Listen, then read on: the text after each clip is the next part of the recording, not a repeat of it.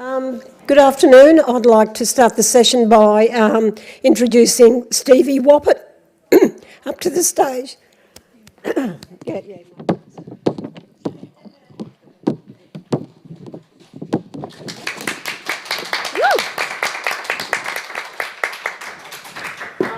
Hi everyone. This is a story that I wrote called Birdsong. A lone eucalyptus tree stood upon a small hill in the Valley of Thunder. Big sheets of paper bark hung loose off its thick, twisting limbs that reached high into the blue as its roots channeled the red velvet earth. From the ground, it looked as though the tree touched the sky.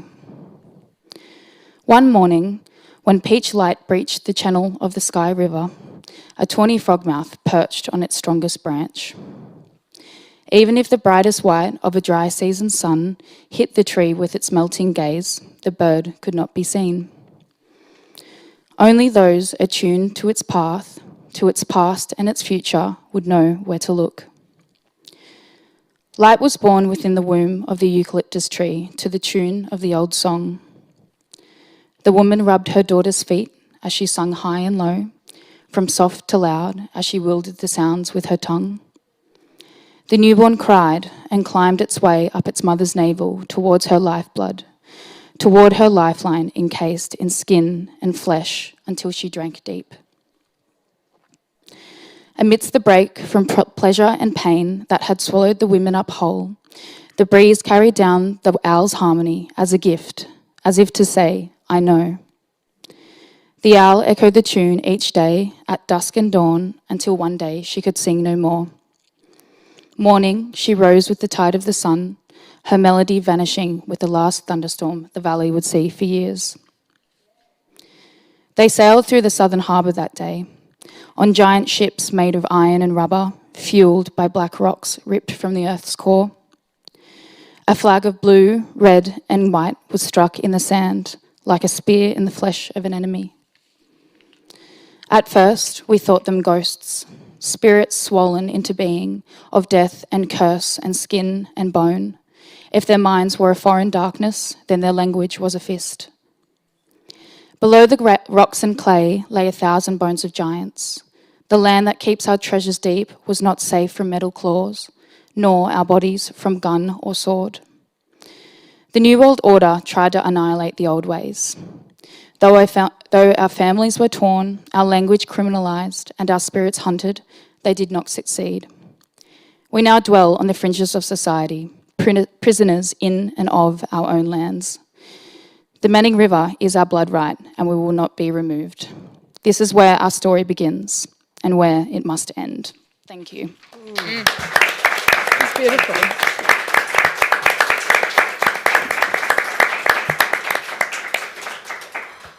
Thank you so much, Stevie.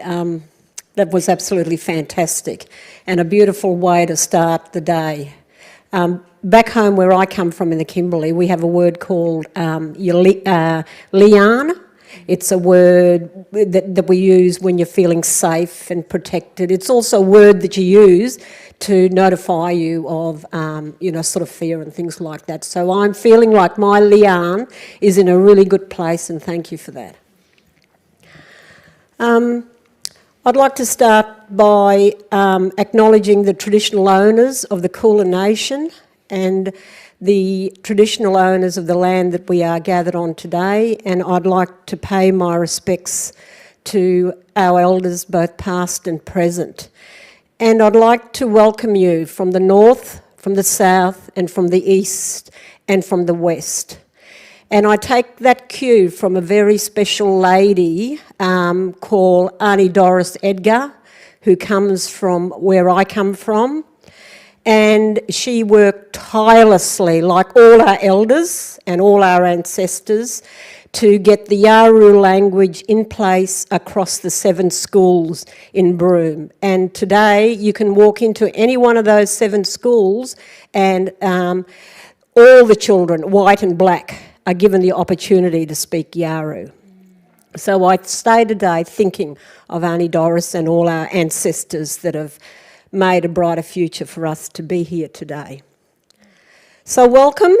My name's Edie Wright, And I'm Bardi. I'm from the West Kimberley region of the remote area in WA, and I'm a saltwater. We're saltwater people, Bardi people. And that's on my father's side. On my mother's side, we're actually displaced from Mapoon Mission, and we were sent over to WA, my grandparents, in 1922. I'm a teacher. I'm a teacher, and I have a education background that ranges from being a classroom teacher through to school principal, and then when I retired I was the manager for Aboriginal education in public schools across the Kimberley region, which is a region where Victoria would fit twice in too. And my real passion has moved from literacy now to literature. So I'm just so stoked to be here today and stoked to be on the panel today. And we had a fantastic education day on Thursday with Jared and with Curly. But that's enough about me. I'll allow the panel to introduce themselves. Didri Gorani.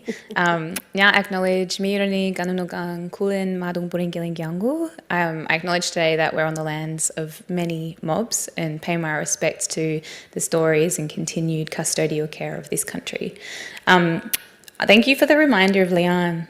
It's such a good word. I travelled through the Kimberley last year and spent some time over at Magabala where Auntie Edie is a board member and has been a really integral part of my journey and many other writers' journeys. And that word, I felt it in me when you said it, and I felt the Kimberley come rushing back. So I'm also saltwater. My family are Gunai people from East Gippsland in Victoria on my grand side, and then on my grandfather's side we're Biripi people, and I was raised on Gunungara country, so off-country and inland. And the history of displacement and removal that you talk about in your family, Auntie, I know too. Our family were raised in missions, and my mum was raised as a state ward in a children's home. So for me, storytelling's been an integral part of reconnecting to culture and kin and paving strong pathways for our bubbies. I'm a teacher originally. I studied primary ed, and I've worked in early childhood all the way through to tertiary and do some consulting work as well as writing. So yeah, it's going to be good to yarn today. I think so too. And I really respect everybody on this panel, and like in a really big way. So I'm just having this lovely fangirling moment over here of, being with you all. And thanks, Stevie, for that yarn too. And Tila? Yama everyone, I'm Tila Reid. I was born and raised in my country, in Wiradjuri country. I'm Wiradjuri and Walwan. I currently live on the beautiful lands and waters, live and work on the Gadigal and Bejigal countries, now known as Sydney. I was a teacher, I'm now a lawyer, and I am the co-creator of At Blak Book Club with Mirinda, who's up the front, and we're really thankful for Magabala for all their support behind the scenes. You just feel the power of Magabala, like it's my spirit can feel it when I say the word, and saying your word, Lian, and it reminded me actually instantly of Malika, my tira, who's from over that way, and she's taught me so much about your country, and I feel the songlines sing our spirits together. So even though she's far away, I feel very close to her actually. So in terms of the storytelling, I feel like a bit of a fraud in this kind of space because, we'll get into the yarns about how I kind of fell into storytelling, but I think part of the big thing behind me kind of being here is, of course, with Mirinda being behind the kind of handle at Blackpella Book Club. Thank you. Thank you for the beautiful introduction. And Jared, we haven't forgotten you. And I noticed that beautiful baby of yours is missing.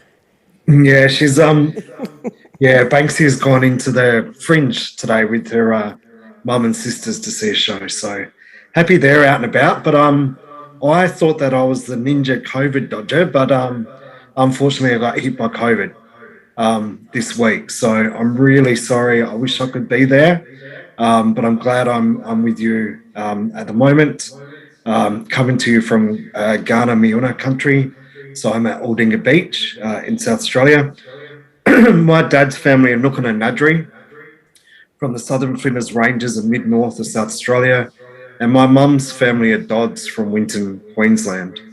As many of you will know, I got inspired to start writing after watching Roger Bennett's incredible groundbreaking play Funerals and Circuses in 1992, and then went on to write theatre, with my first play being published in Kenya and Uganda in 1999, and then moved on to write young adult fiction. So my first novel, Sweet Guy, being published by IAD Press at the time in I think 2005, and then having a couple of other novels, Calypso Summer and Songs That Sound Like Blood, published with Magabala Books, the incredible Magabala. And more recently, I'm being published by Allen and Unwin. So I look forward to speaking with you all this morning about young adult fiction. Thank you, Jared. And on a Muggabulla note, Curly and Tila are recipients of the Daisy Utimer Award. Now, I grew up with Daisy. Daisy was one of the beautiful elders in Derby at the time, and Daisy was came from the East Kimberley, and like a lot of the history of the missions, there were 3 language groups. There were Warora, Wanambul and Ngarian people who came into the town of Derby so that they could access education and health and all the supposed good things that were prescribed for Aboriginal people at the time. But Daisy was incredibly strong about retaining language and culture and tradition and cultural practices, and tried very hard to get language spoken in the school. But when they moved into Derby in about the 60s and 70s, the timing just simply wasn't there in order to get a language spoken in the school. Fortunately, times have changed, and last I heard, Derby was trying very hard to get a language. But yeah, let's get the show under road. A thing that really interests me is I'm really keen to hear, what's your first remembered experience of literature and books and the power of writing? I'm keen to hear that. Tila, will start with you. Well, mine is very personal. Growing up in Gilgandra, Western New South Wales, I'm the eldest granddaughter of my nan's lost count. I think we're over 40, 50 grandchildren now. And I was very lucky to live in a little, Lands Council house across the road from my grandparents. When they had kind of been liberated off the missions. And I remember going to school and, not really fitting into that world, but I figured it out quite early. If I could play the game better than them, I'd do good. But then I knew that if I stuffed up, then I knew I would do bad. Like I figured out the rules of the Western world quite early. And anyway, I remember kind of just walking home from school with my backpack, throwing it, in the house across the road where I lived, and then every afternoon my grandfather would have a campfire burning. And he would literally just sit around the fire and tell us stories, and we didn't really realise at the time how significant they were, but it was about the land and the law of the land and, what you do wrong and right, and the spirits in the land. He was a very spiritual man.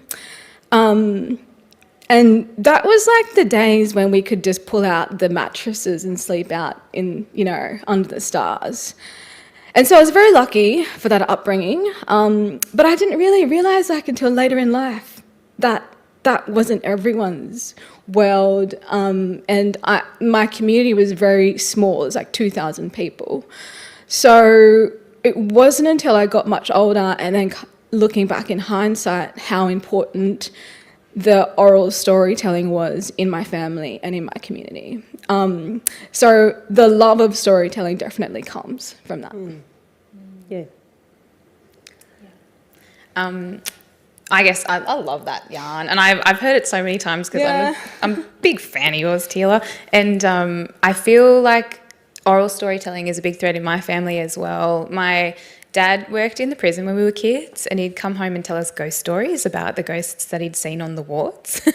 And it was such a terrifying thing, thinking of dad going to work and worrying, what's he doing over there? Is he coming home safe? And then him coming home with these hilarious stories about ghosts. And so I had a lot of bunk bed yarns with dad about all of these crazy things. And then my pop is a beautiful artist. He's passed away recently, but pop would spin a really good yarn.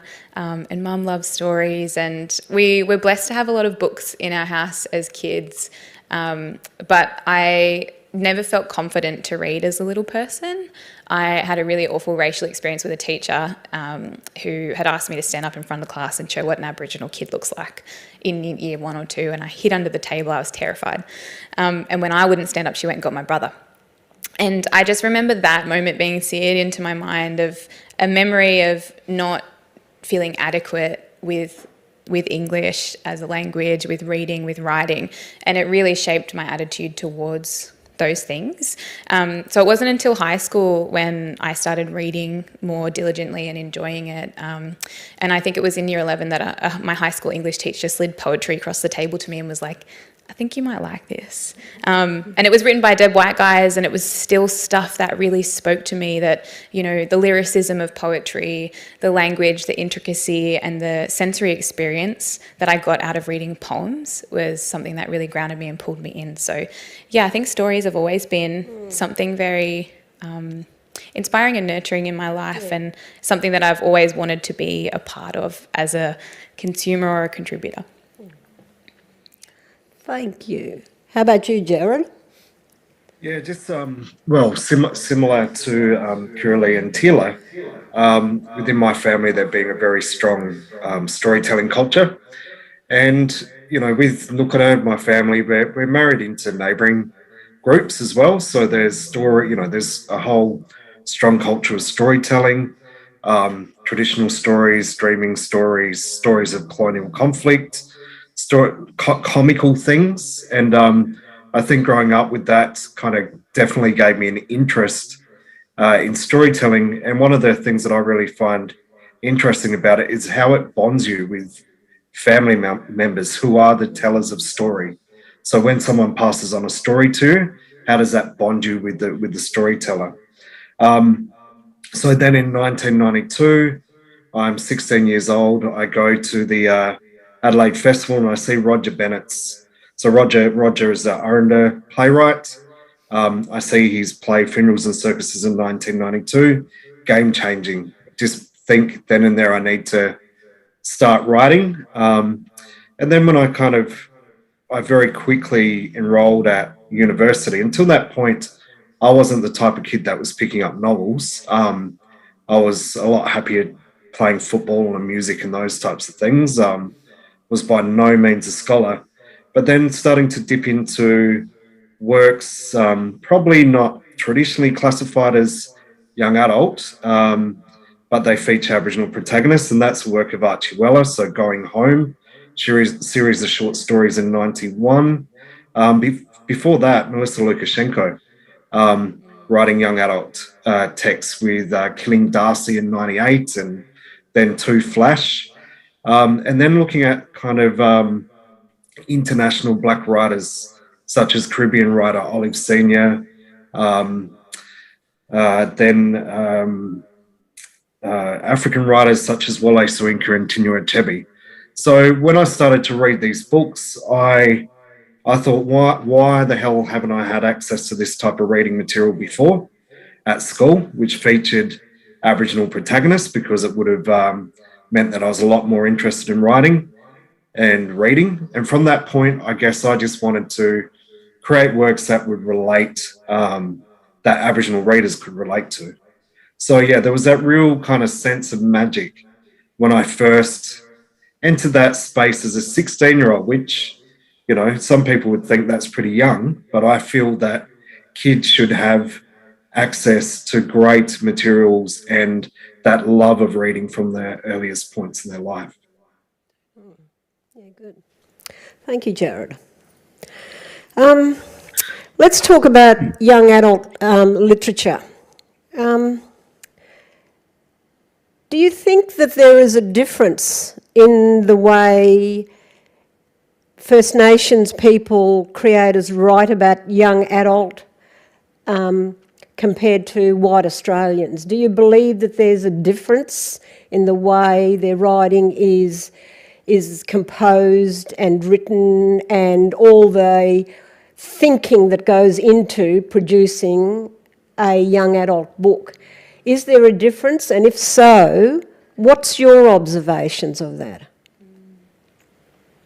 Yeah, I think so. And if I think about this from what I know of the dreaming stories that I've learnt across many different countries from elders, there's the first layer that you're kind of gifted in your knowledge as a little person, and then that's added to and expanded upon. And so I think the way that we understand kin and country and culture and language begins to expand and change across YA and then again in adulthood.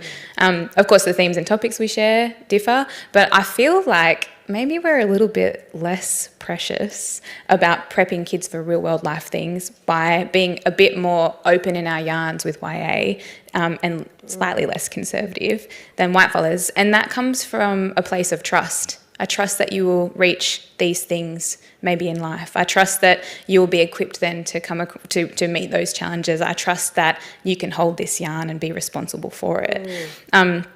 So I think that definitely differs. Like Kindred is a poetry collection that is used in high school classrooms and around YA, but it's written predominantly for adults, I suppose. And so there is, themes within it that would be more into adulthood. But they cross both places. And then I've seen primary schools read poems from Kindred as well.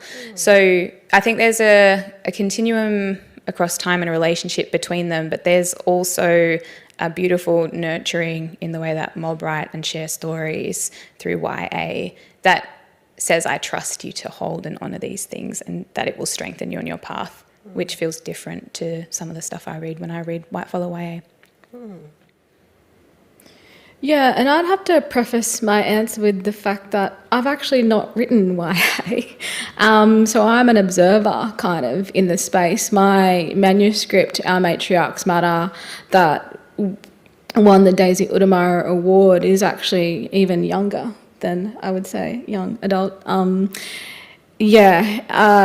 in an interesting observation, even from, some of the themes Jared was just talking about, in terms of if I reflect on my journey through Western education in this country and the types of books that were put in front of me in school, none of them reflected my real world as a young adult. And it's confusing as a First Nations person, I think, when you're walking through the school gate, you're having to tick the boxes and read their stories and analyse them and write essays or whatever. And then you walk out and your stories are completely different that you're told orally. And so I guess they are different, but I think my own personal journey, not having written or have a book in this space, I think there absolutely is a responsibility on us and absolutely a need. And I don't think it's just for First Nations children either. Like, one of my favourite books, without even being biased, is Bindi. Like, it's so profound. I really love Bindi. It has so many important elements about it for caring for country and kinships and I just think that's not just a First Nations lesson or story in there. There's so much for the rest of young people. And so, there absolutely is a difference, in short. Yeah. And you, Jared? I think so. I think there's a massive difference. And for me, there's a great sense of urgency. And because, I'm mostly writing for an Aboriginal readership in the first instance, knowing that there will also be a non-Aboriginal readership. So in doing that, there's such a responsibility. Looking at being aware of the impact of representation. So how engaging with the text can actually transform someone's life, what type of messaging is within that book, and how it impacts both on Aboriginal readership and non-Aboriginal readership. So with that urgency, it's looking at mass Aboriginal youth detention, incarceration. It's looking at suicide rates amongst our young people. It's looking at illiteracy. So illiteracy amongst Aboriginal people is massive, and it underpins, all of those negative things like lack of education, housing, high incarceration rates, etc. So, look, I try to keep my books light and fun while dealing with really serious issues. But in most of my books, there's a Aboriginal protagonist contending with some, sometimes you'd say a normal, regular teenage issue. But in the midst of that, there's always racism. There's learning about their cultural family history. There's information about the environment, like impact of different development, etc., on that character's life and place. And I'm doing this, to, I guess, to show young Aboriginal readers someone else in fiction that's living through things that they're experiencing, and also to bring non-Aboriginal people to an understanding of us. And in that, a lot of my work, I spend time actually challenging stereotypes about Aboriginal people. So trying to show a real diversity of what it means to be Aboriginal in this country. So I think there's a huge difference. Urgency, responsibility, consideration of impact. And I think we also need to, stories about racism aren't the easiest things to sell in this country. So we need to work in a way, unfortunately, that makes it acceptable for our books to be able to enter the classroom. So there's a real kind of for me, there's a juggling act between telling the truth, but also the tone within which that truth is set.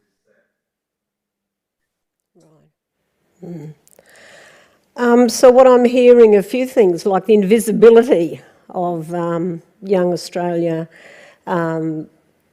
novels and books and literature that certainly First Nations kids can connect with and see that their culture is valued, as well as being out there for white kids to learn about certain themes in the lives of Aboriginal people and things like that.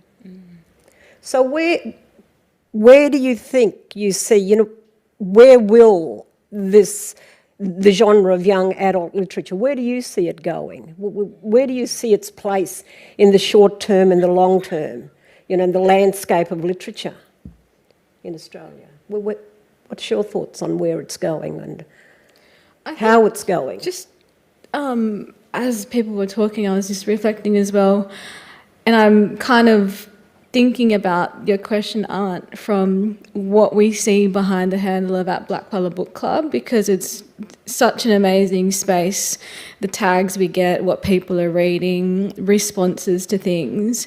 And one of the books that I think has been so transformative is Boy from the Mish. Gary. It's such an incredible story. And it just hits that sweet spot, I feel. And I think that if we can continue to, build that space, that's the accessibility point, and not only the accessibility point for non-Indigenous people, but the bravery it takes to write something like that for other First Nations storytellers. I think, that book really moved me, and I wish we had that as young people. And so I think we're on the cusp of really amazing change. There's been so many people reaching out for more young, and I do think that there is a gap in the YA, like, and this is just again from an observer's point of view.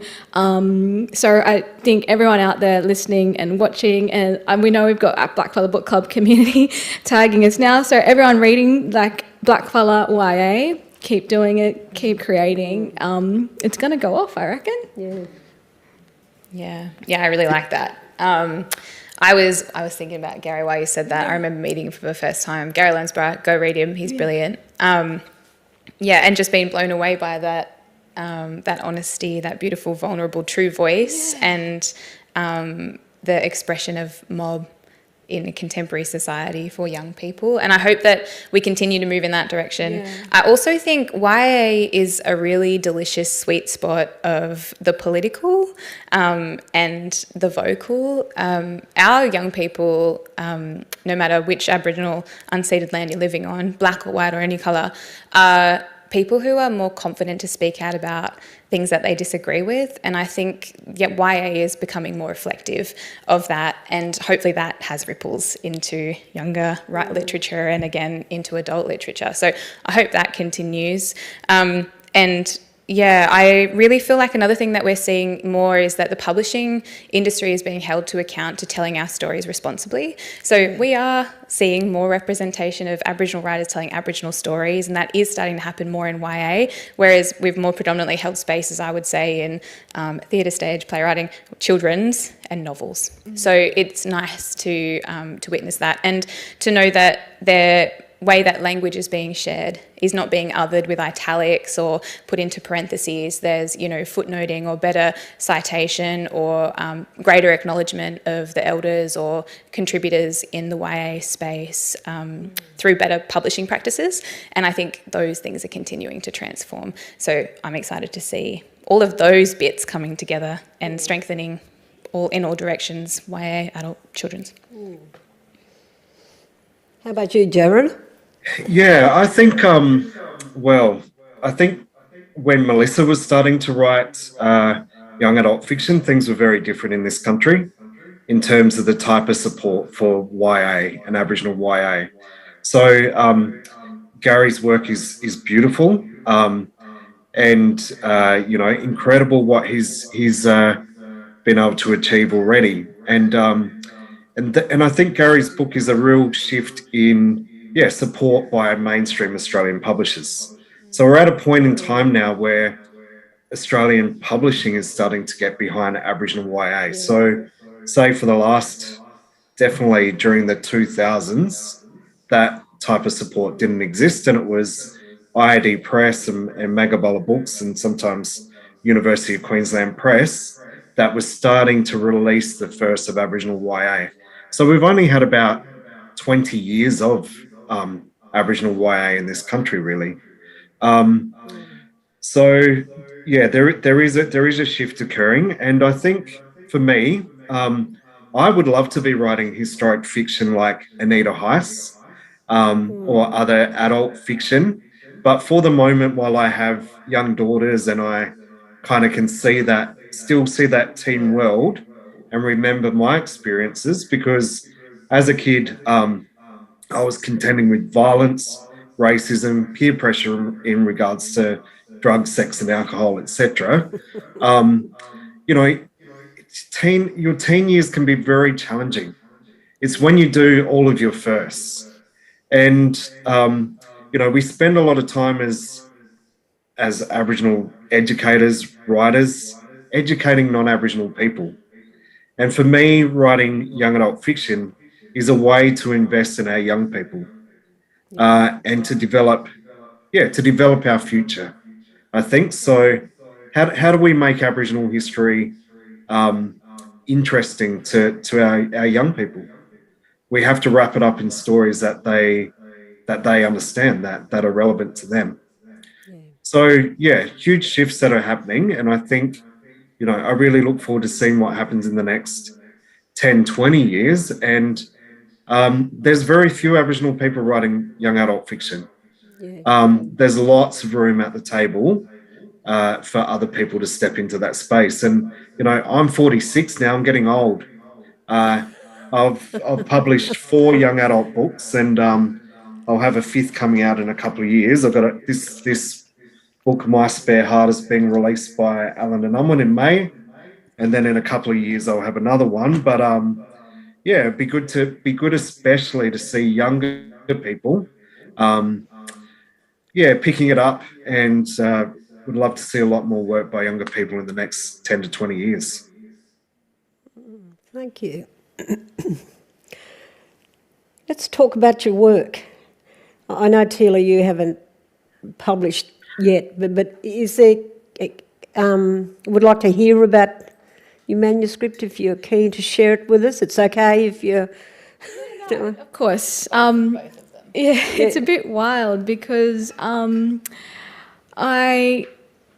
having submitted to the Daisy Udamar Award, the way that happened was I was out on a 10-kilometre run. And it was the beginning of the pandemic, and I felt in my tummy this story coming through. And it was my language. It was partly, I think, amplified by the fact that I knew I wasn't going to be able to go back on country because Sydney was going into lockdown. And we only really had just started that Blackfella Book Club handle. And so I was running around Centennial Park in Sydney with my partner at the time, and he was doing he was going to go on a 20K run. I was like, I feel like I need to stop now. I want to go home and write. And so I'd done 10K, and I started writing the story and looked on the Magabala website, and I think it was an hour and 57 minutes to submit the manuscript. Now you tell us that. Yeah. So it actually blew myself away, having been awarded it. But I'd written this manuscript, and I'd heard a few weeks before Magabala had opened up this Daisy Udamar Award. We'd shared it on Blackfella Book Club, but we're really putting it out there to get other stories. And I didn't realise on the day I was running that was the deadline for the award. So I went home and I wrote it, and I submitted the manuscript within 3 minutes of the closing. And I'm on Sydney time, and you guys are Western Australian time. But ultimately, look, this story come to me on a run. I had a character in my mind, and it was partly about feeling that disconnection from home. And it essentially, it's a children's book, and it's a children's book that is about the importance of our matriarchs and shares through it my Wiradjuri language. So I was very shocked. So it's a COVID book. It's a COVID book, yeah, early days. But Magabala are onto me. It's going to be, we're getting it out there. I'll keep you to it. So that was the process. Oh, thank you. Because I know, and it was my first attempt at fiction, because I normally would say I'm in the space of essay writing, non-fiction opinions. Mm-hmm. So yeah. And have you got a COVID book in you, Kelly? I got a few COVID books, actually. Oh, good. Tell us about them. Yeah. I just want to say I'm astounded that you can run and think at the same time. I'm definitely not doing that. There's only things happening in my belly is like I might vomit if I keep going. So you're amazing.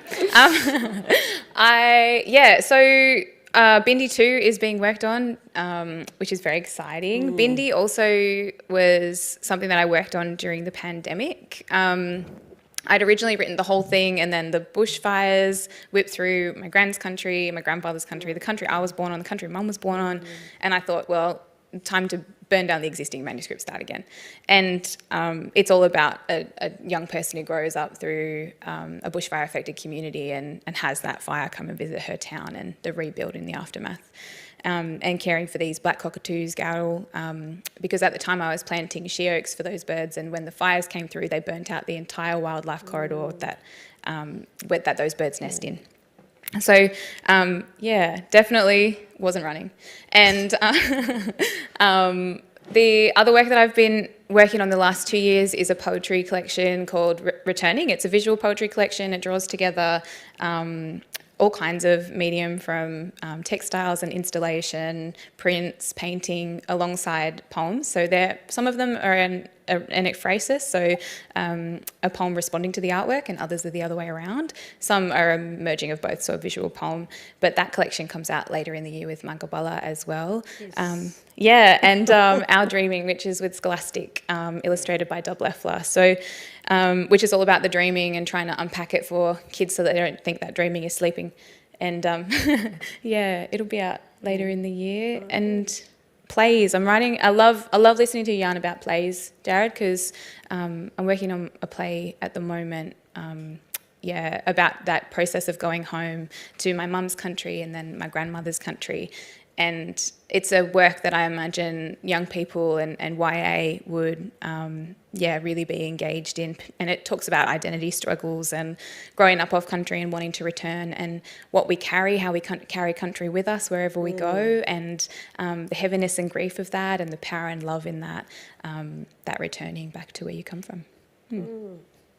Yeah. Jared, tell us about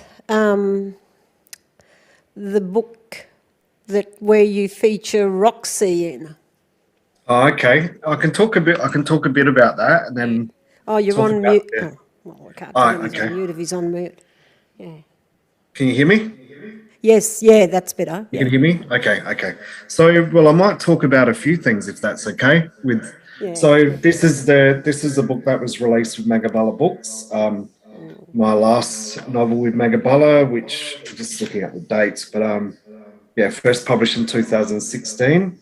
So that particular book, Roxy May Redding, about a young woman that wants to become a recording artist, growing up in Port Augusta with a single father, doesn't know how she's going to break into that world.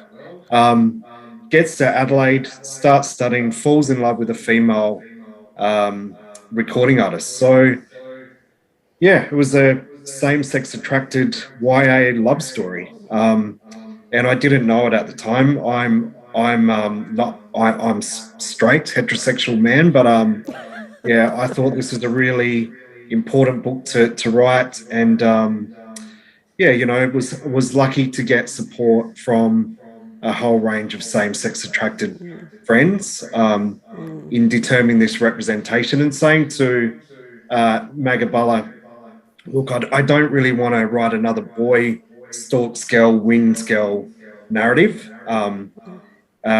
This was written before the same-sex marriage rules came into place, so I was quite angry about that discrimination towards same-sex attracted people. So that's that particular book, and look, I'm very proud that it's been celebrated. To date, I haven't heard a whole lot of criticism, but at the end of writing that book, myself, Kathy Craigie, Dub Leffler, Bruce Pascoe, Tony Birch, and I'm trying to think who else came across. But we were invited to the US, National Book Festival. So we're the first of 5 Australians that were invited there by Barack Obama. And at that time, I got to speak with a publisher in New York who had read my book, Calypso Summer, and I thought that they were going to pick up the US rights.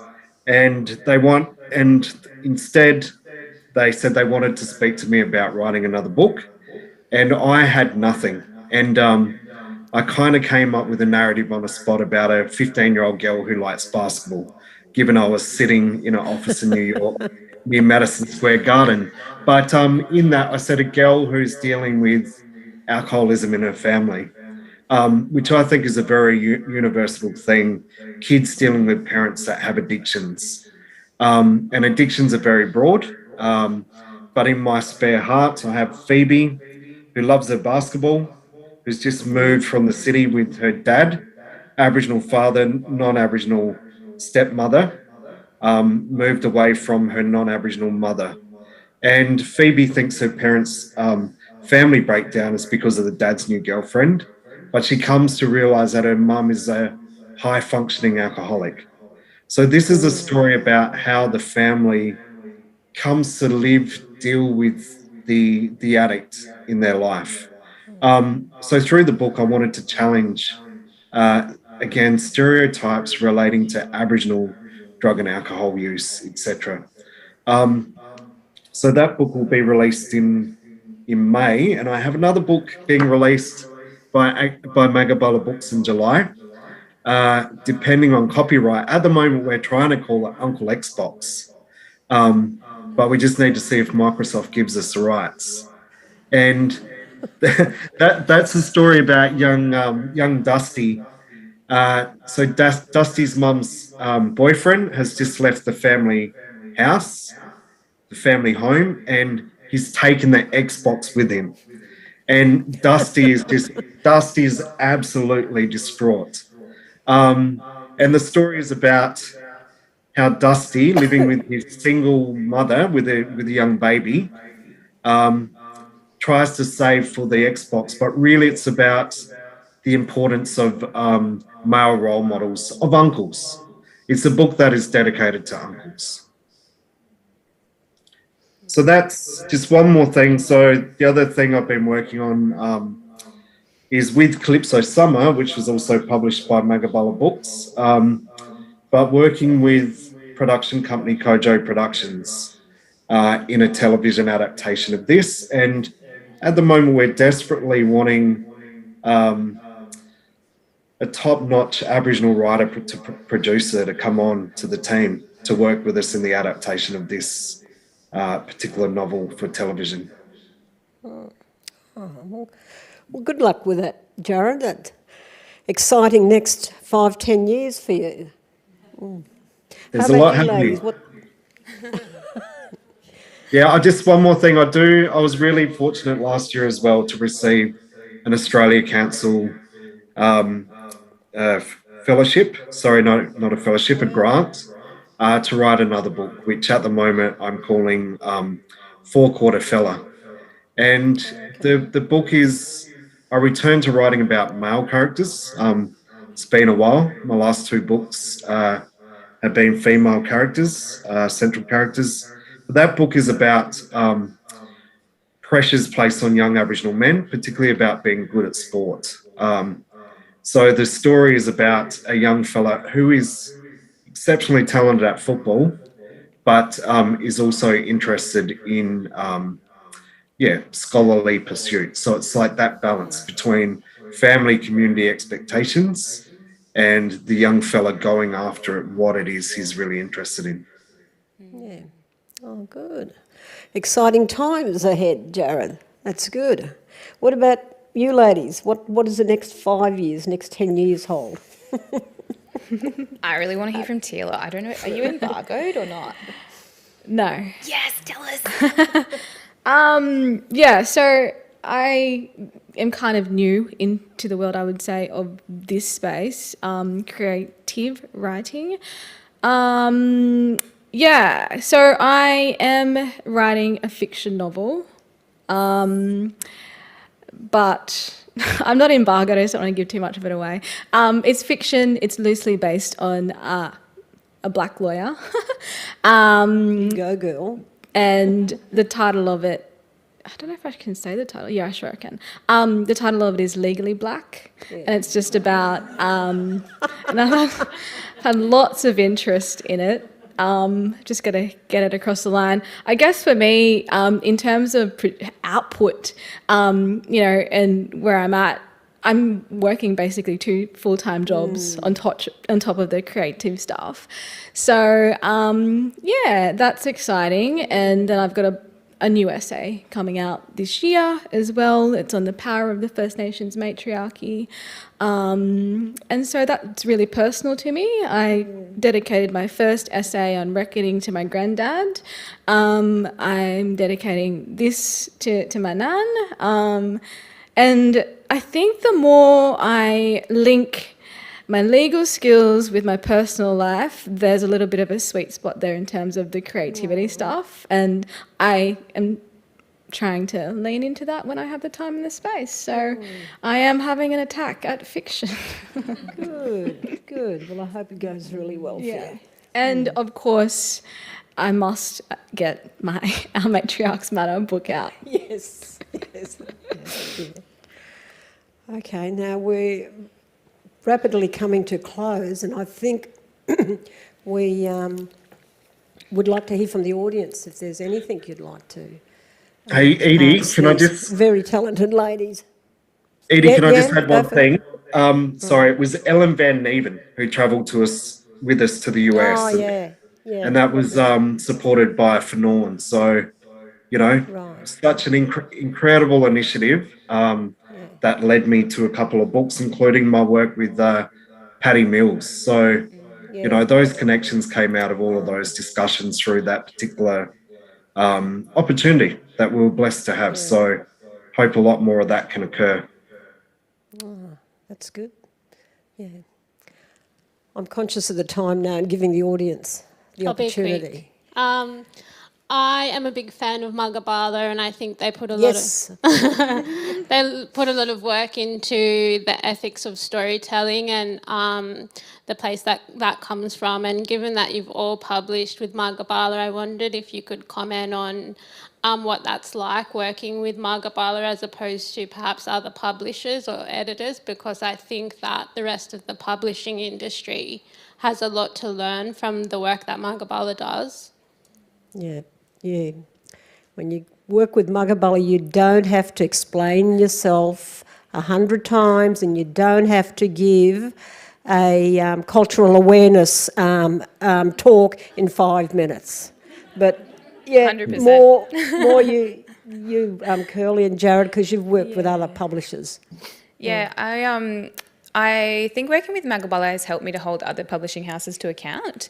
In the past, I would have, like when my first book was published with Scholastic, and the practices that I've now been able to take over to them or Hardy or any of the other publishing houses I work with, and like I work with Rebecca Young, she's amazing. Has been really nice in feeling confident to advocate for what I need, in that, hey, I want to have an Aboriginal editor, hey, I need an Aboriginal proofreader, hey, I want to work with an Aboriginal illustrator, or hey, I'd like for this to be a collaborative process where this time I work with an ally because this story is about allyship. Or so I just feel like it's made me more confident to be able to to shape the publishing industry more broadly when I have those yarns. But also being with Magabala is like walking into your nan's house for a cup of tea. Like, we sit down, we spill the tea, we have a yarn. And they understand curry time. Yeah, they get it, right? Like, they get it. Yeah, I have a bit late on the production. the most respect for Magabala books, and I think Rachel Bensala particularly is the Can we give leading a big publisher in shout Australia. out to Rachel? Rach, if you're listening, We love you. we love you. They love you, Rachel, so don't you dare leave us. Don't you leave. Don't you dare leave us. How about you, Jared? What's your experience been? Yeah, just firstly, just speaking about Rachel, like Rachel is a dear friend. She's like when I'm working with other publishers, I'm always in conversation with Rachel. She coaches me through my writing career, like many people have, like Anita and Arnie Kerry and Kathy Craigie. But yeah, like her encouragement is just second to none, and her experience and advice, and keeping us grounded as well. So yeah, I absolutely love Magabala Books. It's been incredible what the house has been doing for Aboriginal storytelling. I mean this as a way to support Magabala. I just wish that Magabala had more money for marketing and promotions and distribution. So I think for children's books, Magabala is great because a lot of schools, etc., go to Magabala for children's books. Where mainstream publishers, the attraction is that, like Gary Lonesborough with his first novel, they were able to put that into international distribution. Allen and Unwin were immediately. So huge marketing, publicity, distribution. So, we really need to get behind Magabala to see that it has more resourcing to enable the publishing house to be able to compete with mainstream publishers. So in no way is it a deficit of Magabala. It's about, just getting resources to the house, because the house just does so much incredible work. And back to your point, Marinda, about the ethics of it, through different publishing platforms, I should say, Magabala is the gold standard, like absolute gold standard. We've been invited to other writers' spaces as Blackfella Book Club, and not even having a history with publishing houses. Marinda and I are like, what's going on here? Like, where are people's ethics in this space? Like, we're literally having to articulate it to them.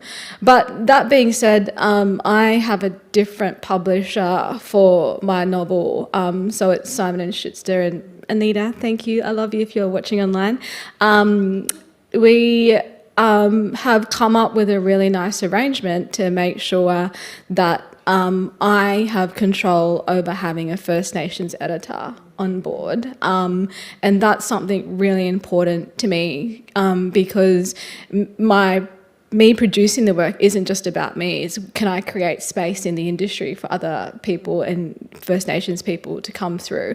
So actually that's been such a nice relationship. However, I publish for a particular newspaper. I've published in other journals, and it is a bigger battleground when you're trying to have the integrity of your words hit the pages, but the integrity of those words go out to the world. And so the ethics are huge.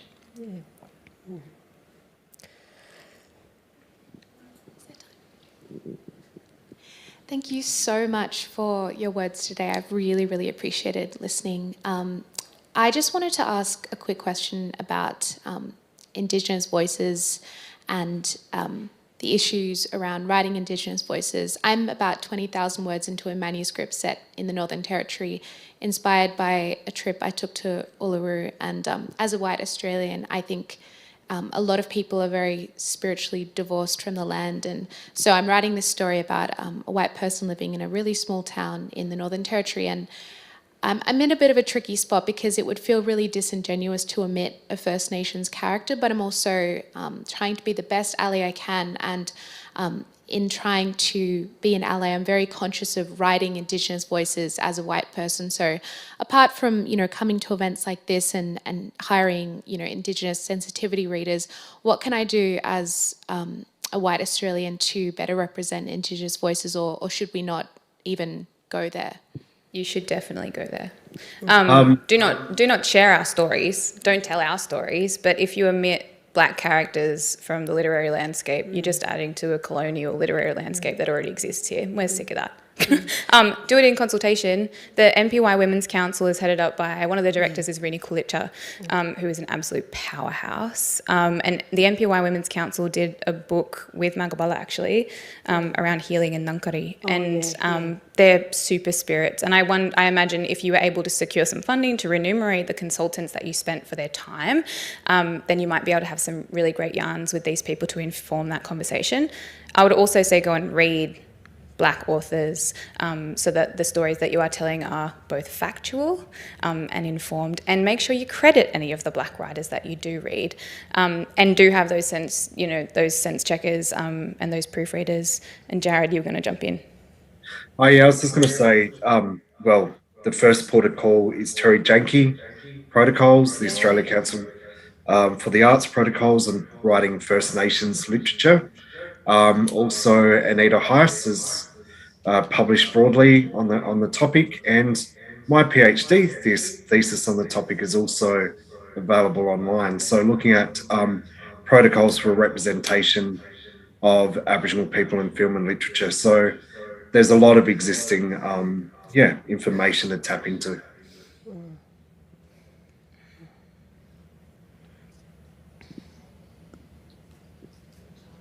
We got 2 minutes. Hi, I'm Michelle Sweeney. I'm a librarian in a boys' high school. I just wanted to make one comment about Gary Loinsborough's book. I think it's filled a gap not just in Indigenous YA, but in Australian YA. A story with such honesty and love and courage about a young man coming to terms with his homosexuality. I just haven't read in any other Australian YA. And the other comment is about, Jared, you mentioned sense of urgency. I've really noticed that in some fantastic Indigenous YA, Lisa Fuller's Ghost Bird and Amberlyn Quaimalina's Catching Teller Crow, and Tony Birch's White Girl. And in all of them, there's a young Indigenous girl who goes missing. So I'm wondering about that, that sense of responsibility to raise awareness of issues like that for Indigenous people. Does that ever feel like a restriction or a burden when you're writing? I don't think so. But I just want to comment on what you said firstly about the boy from the Mish, when you're saying it can cut it there with the white literature world. You know, that's fantastic feedback. That is absolutely fantastic feedback when we know our stuff is cutting it there with the white world. But in terms of that sense of responsibility that you talked about with the girl going missing, is that right? I think that if you're happy with it as a writer and there is a burning desire in you, then I think we do have a responsibility there and accountability there to put these stories out there and to be part of the solution, to put it like that. But yeah, that's a good curly question. Curly. Yeah.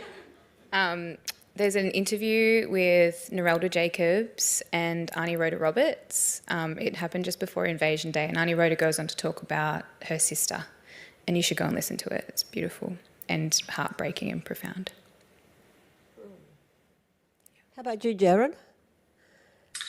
I can't speak for the other authors, other than to say, I really love their work, and their contributions are so important. But their sense of urgency and responsibility, I don't know if it's a hurdle, it's a motivator. For me, like when we look at the things that are happening for our kids, the stuff my daughters even have to contend with, which, think would have been long gone 20, 30, 40 years ago.